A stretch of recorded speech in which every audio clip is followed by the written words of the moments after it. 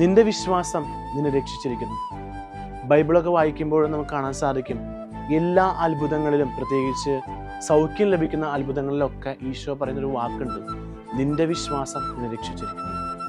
സ്നേഹമുള്ളവരെ, നമ്മുടെ ജീവിതത്തിൽ ലഭിക്കുന്ന അനുഗ്രഹങ്ങളുടെയും അതുപോലെ തന്നെ സൗഖ്യങ്ങളുടെയൊക്കെ ആധാരം എന്ന് പറയുന്നത് വിശ്വാസമാണ്.